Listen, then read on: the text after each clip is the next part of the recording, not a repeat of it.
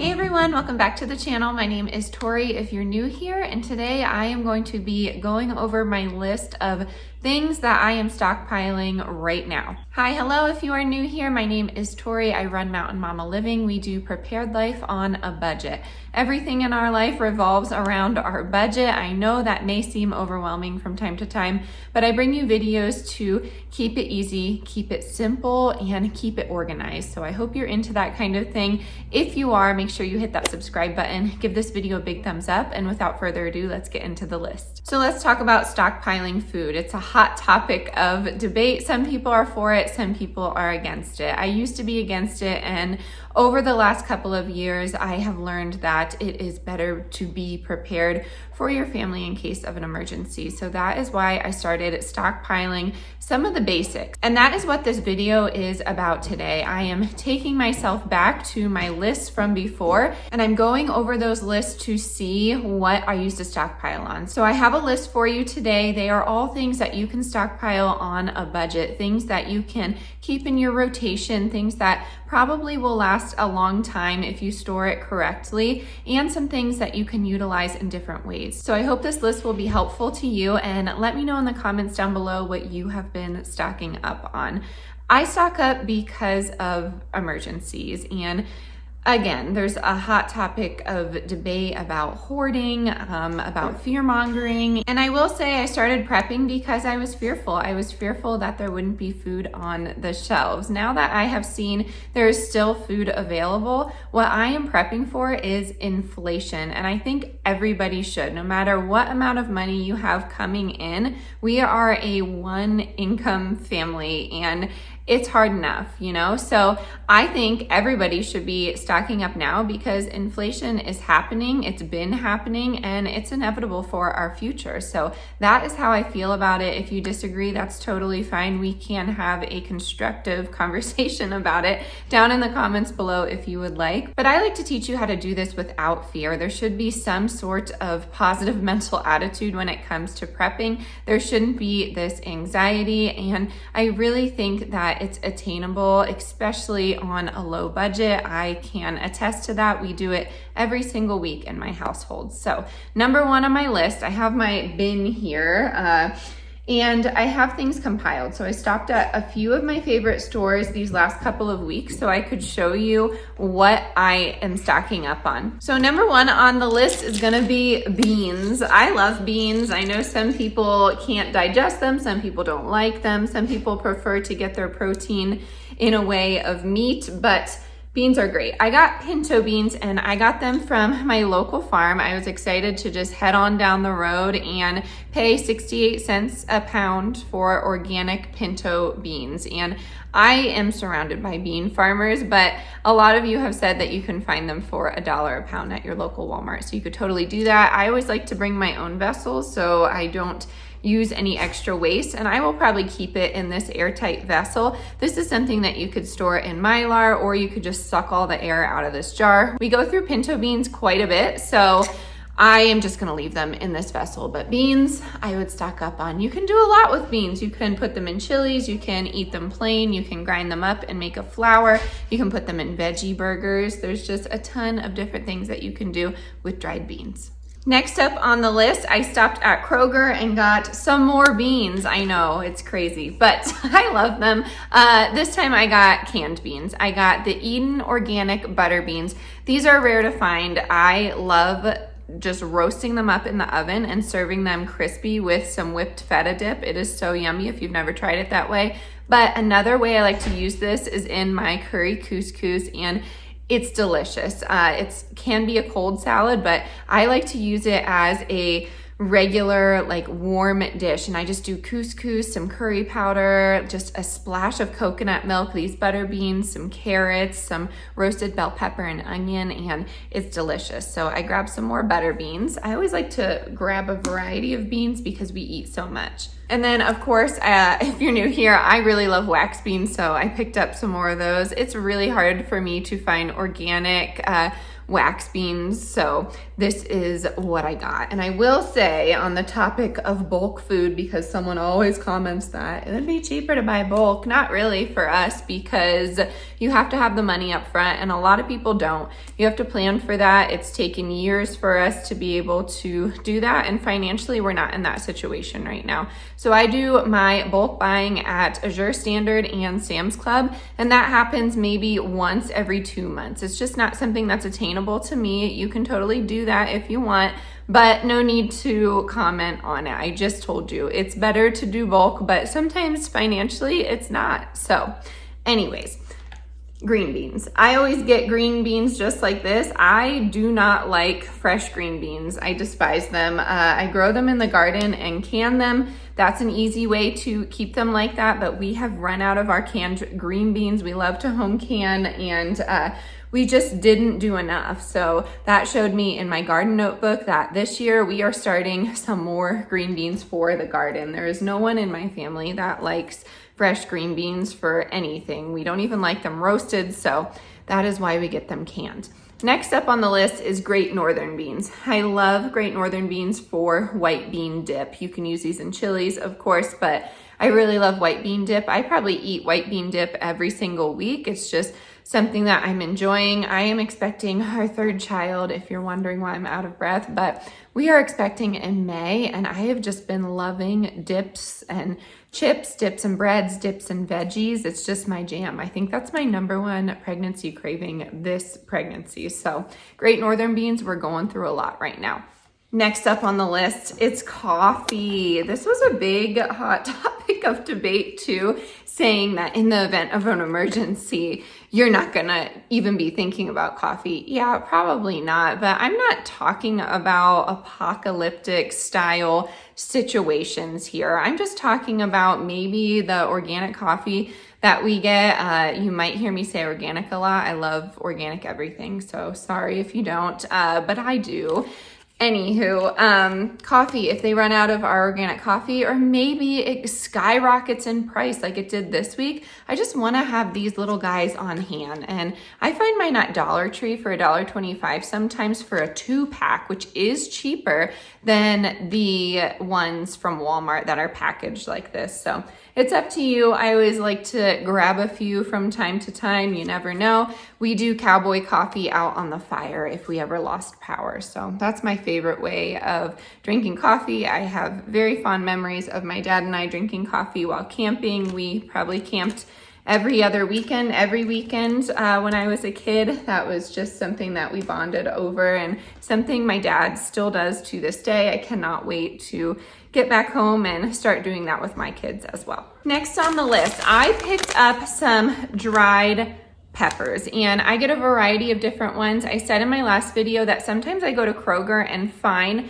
these bell peppers on sale, and I just dry them, dehydrate them, and put them in jars myself. But a lot of the times this is going to be cheaper. This is in my Hispanic food section at Hayes Market, which is specific to my area, but you could also get them at Walmart. And these are great because you can rehydrate them, or you could just leave them dry, grind them up, and make your enchilada powders, make your chili sauces and things of that nature. It really depends what kind of recipe you're using, but dried veggies, especially peppers, are really great to have on hand, dehydrated veggies, and they last for such a long time. If you're curious about other foods that last for a very long time, check out my video I just published, and it's about having an indefinite shelf life with some of those foods that I talked about in the video. So that's a good one to check out if you're curious after this video. But the chili pods are great. I just noticed they are California chili pods, and they are packaged in Los Angeles. If you did not know, California has been going through some extreme weather. Some of you are from there. I'm sorry that you're dealing with it, but it is affecting the crops and the production and just about everything that is involved with producing and manufacturing crops in the United States. I believe the percentage is 70% of the United States vegetables are being grown in California. So this is a good one to stock up on. Looking back, I probably would have gotten 2 bags. I did not do a inventory check in my prepper pantry before I left, so I only got 1 bag this time. Next up on the list is mashed potatoes, dried mashed potatoes. And I like to stock up on these from time to time. I was just talking with a friend on here. Some of you follow her in the kitchen with Mama Mel. Shout out to you. She was saying that her mashed potatoes make a better leftover potato pancake. And if you're unaware, that's what you do with leftover potatoes back where I'm from. But she's right. And I always like to have these on hand for quick meals. But if you want to do a cheater version of pierogies, which is my favorite food, you can take these mashed potatoes and put that inside your pierogi and enjoy them. We love pierogi in my house. I don't know about you, but sauteed with butter and onions, it's delicious. That is solely what we're using these mashed potatoes for.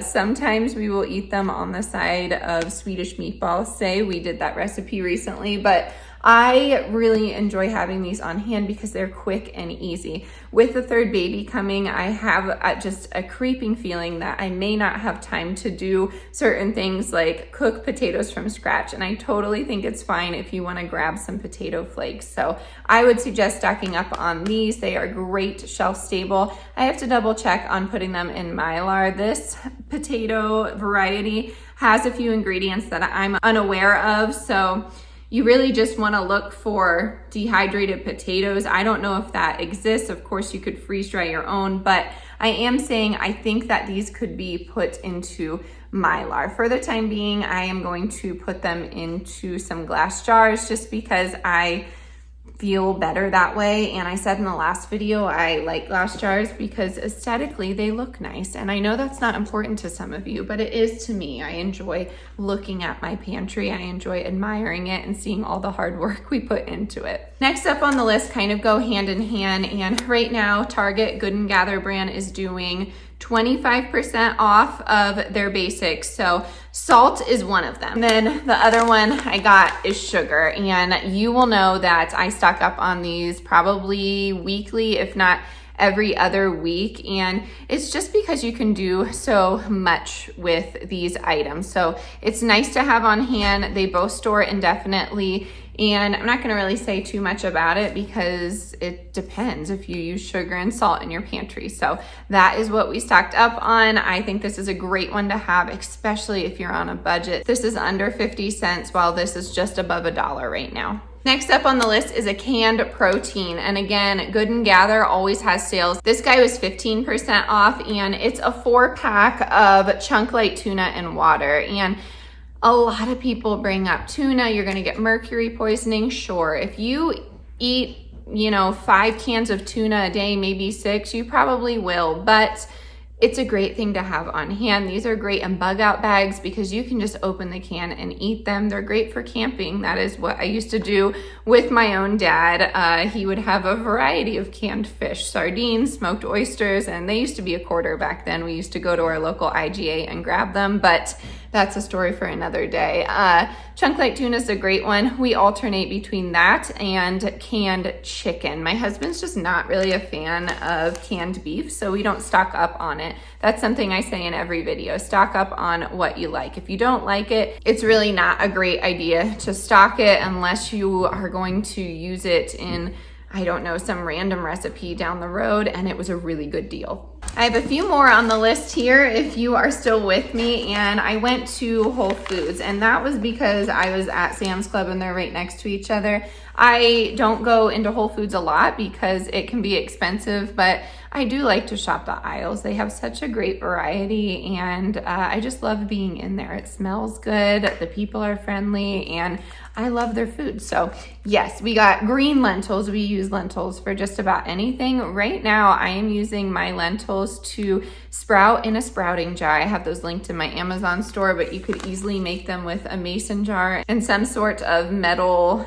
mesh. And all you're gonna do is pour a little bit of lentil, I'd say maybe a cup, in your mason jar, and what you're gonna do is cover it with some filtered water. I let that set overnight and then I rinse it maybe once or twice a day, and you will start seeing some lentil sprouts form within 3 to 4 days. Honestly, it doesn't take that long. There's a lot of different legumes that you could do this with. You could do it with broccoli seed as well.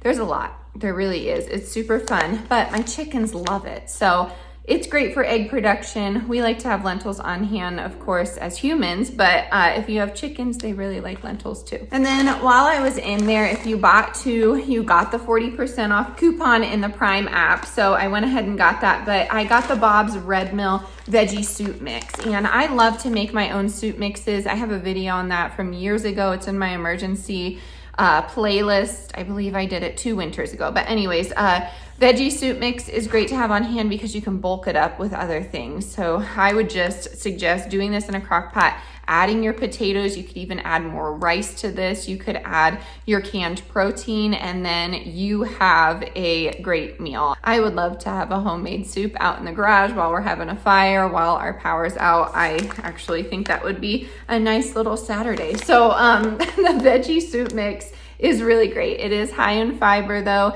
It doesn't have a ton of sodium in it, and the iron is pretty good, which is really helpful for me. I'm anemic. So it's nice to have on hand when they're on sale. Typically these are going for $6 to $7 right now, but this brought it down to, you know, $3, I think $2.70 or something like that. And this one has the split peas, yellow split peas, barley lentils, and it has some pasta in there. So I think it's great. You can add some extra beans or some dehydrated veggies and you have yourself a delicious meal. And then last on the list, friends, I am seed obsessed, of course. Some of us don't like to garden, and that's totally fine too, but I really suggest trying it. If you don't have the land to try it, which trust me, we do not. We make use of what we have out there in our yard. It took a long time to find a home that was attainable to own. I get comments all the time saying how lucky I am, or spoiled, or fortunate that I have a home. Yes, I'm very well aware of that, but please know it wasn't just handed to us. We worked very hard to purchase a home, and in retrospect, it's a lot cheaper than renting in the state of Colorado. So please be careful when we comment on things like that. I wouldn't say I'm sensitive anymore, but sometimes I feel the need to defend myself because I just think there's a lack of understanding on the internet, and it's really hard to interpret people's tones for me. So just be nice. That's all. Anyways, the seeds that I got, buy one, get one free. I got some Detroit dark red beets. I got some Gourmet Blend regular rainbow beets. I got some Sugar Daddies and some Super Snappies. Really excited about those. I tend to go for the heirloom varieties, but sometimes I just get regular non-GMO seeds too. I got lettuce and spinach so I can start sprouting inside. I'm excited about that as well. Let me know what seeds you're stocking up on. I know a lot of my regulars on here like to garden just like me, so I'm always interested in what you're stocking up on. We are zone 5B. I know a lot of us are, and it's really hard to be patient to start your seeds right now. I get that because that's all I want to do, get out in the garden and get these seeds in the ground before the baby gets here. That is the ultimate goal, the race against time. Alrighty, my friends, that is going to wrap it up for today's video. I really hope you enjoyed these ideas. I really do think that you can start stockpiling food on a budget. I think it's really important, especially in these times. If you want to have a conversation about it, please let me know in the comments below. Please be positive, respectful, kind, all of those things down in those comments. If you don't feel like commenting, make sure you give this video a big thumbs up. Make sure you subscribe if you are new. As always, stay adventurous, stay creative, and I'll catch you on the next one. Bye, y'all.